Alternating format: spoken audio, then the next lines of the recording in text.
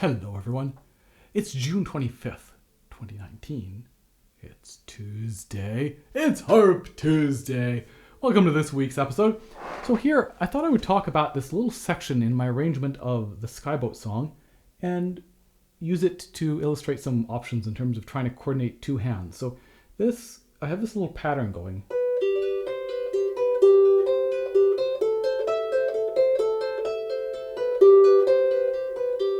And meanwhile, the tune.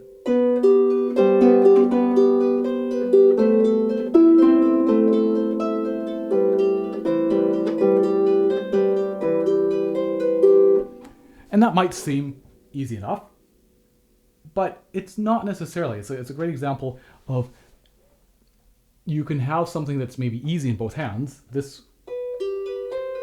might require a little bit of practice, but it can feel pretty good in one hand, and this of course is quite straightforward in the other hand, but then putting them together is a whole nother step, right? That ability to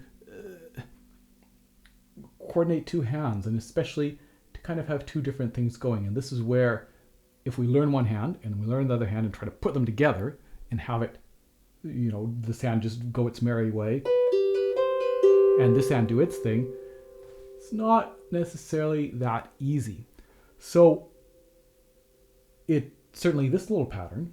So in terms of approaching it, one of the things I would do for sure would be to work on this right hand pattern, right? So take, for example, this first bar.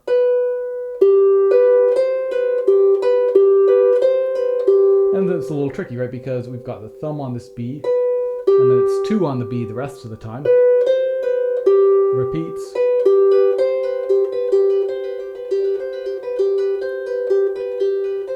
And certainly it's worth just working on that right hand alone to make sure that it feels comfortable with that pattern. And even with the entire sequence, because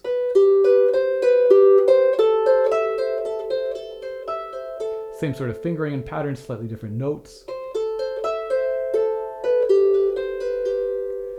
But then in terms of putting the hands together, rather than trying to just, go on autopilot here and autopilot here and just hope everything works out, I think it's worth trying to get both hands feeling as if they're one unit, right? Or as if everything actually makes some sense to us. So you could even practice just playing the start. Let's take this first bar, which is, you could practice going,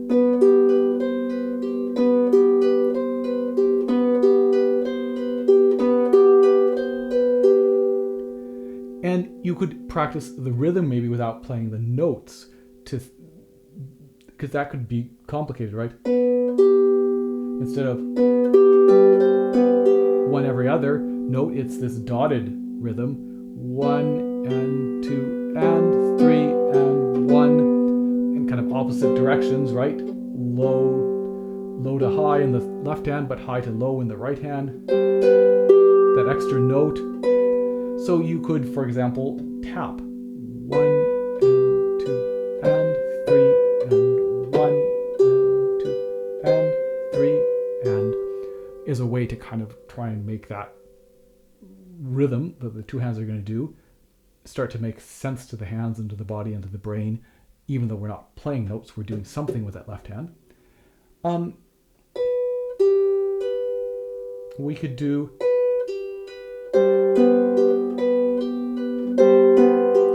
we could work on that potentially challenge spot of that 16th into an 8th, the 1 and 2 and 3 and try it again, 1 and 2 and 3 and 1 and 2 and 3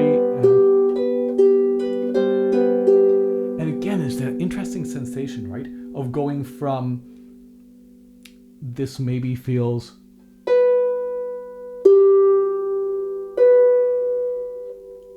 what is it? Okay. Not, we can't play the thumb. Both thumbs are on, but we're playing 2 in the left hand and the thumb in the right hand. And now the opposite's 2 in the right hand and thumb in the left hand.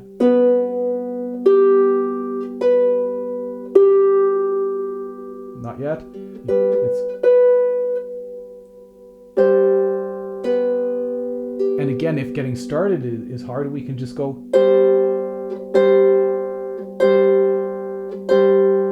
Right? That can be great to start to groove that feeling of playing the thumb in one hand, playing two in the other hand. So that interesting sensation, right, of having it maybe move from being something you have to completely concentrate on and doesn't feel at all as if it's flowing, as if you've got to make every note happen, to maybe it's starting to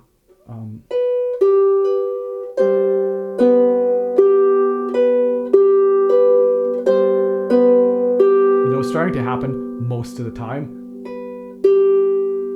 Oh, too early. Too late. This moment here. And then together. No, not yet.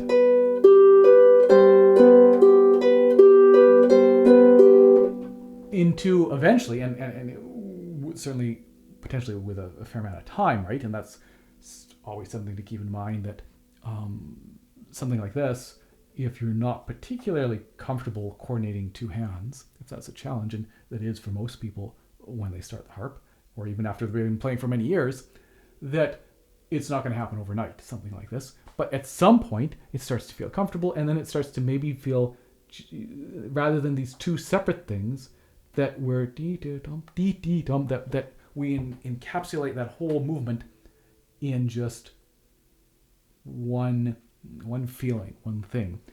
So again, maybe this is starting to feel comfortable. We could go back to,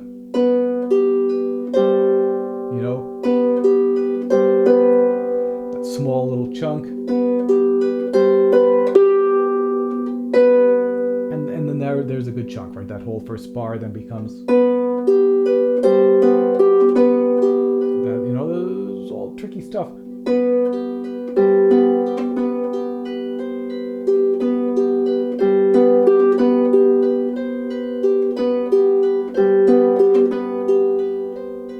When it gets to the second bar, we could do some of the same thing that,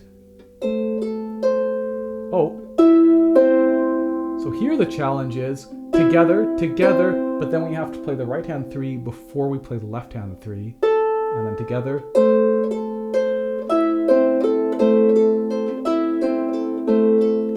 We could kind of cycle that.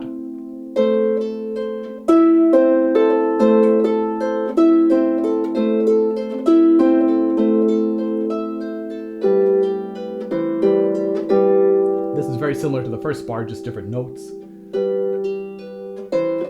This opposite thing going on here.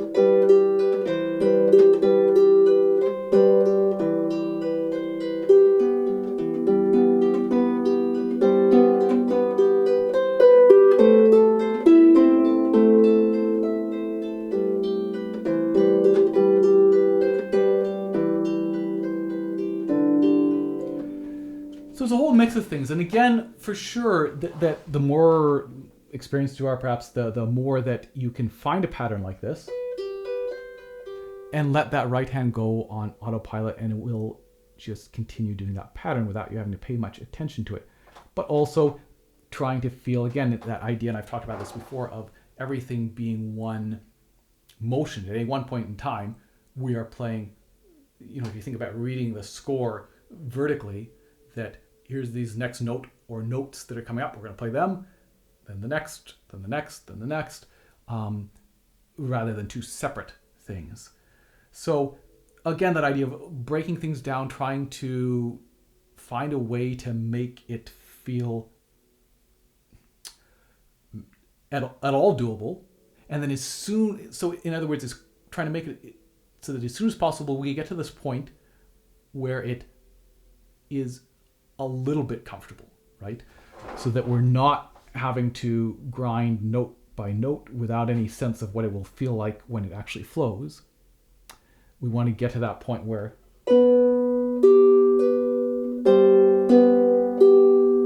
we can almost start to grasp what it's going to feel like when it is actually grooved and when it moves. So that trying to break things down or figure out a way that we can get to that point, and in general, that idea of trying to do the whole long sequence work this and work this and put them together and try and do the whole long sequence won't work as well as trying to do a smaller sequence that we can start to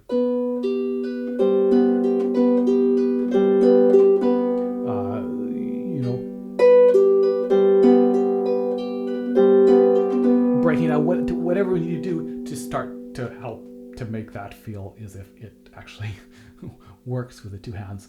So again, part of this, it's good to remember that a lot of this comes with time and experience with playing the harp. Certainly you can try and do some contrary motion stuff, right, where hands are moving in opposite directions, all sorts of things like that. But again, a lot of it is just time and experience, but that hopefully gives you some ideas of ways to break something down. So if there is a spot where coordinating the two hands is a problem or a puzzle for you, trying to see if there's a way that you can break it into a small enough chunk to make it start to feel a little bit grooved, a little bit smooth, but not so small a chunk that it's kind of pointless because it's with a single note in both hands and it doesn't get you a sense of the continuity of how you're going to transition into and out of that moment. So hopefully that gives you a few ideas, and hope you enjoyed that. I will see you in 2 weeks' time. Cheers.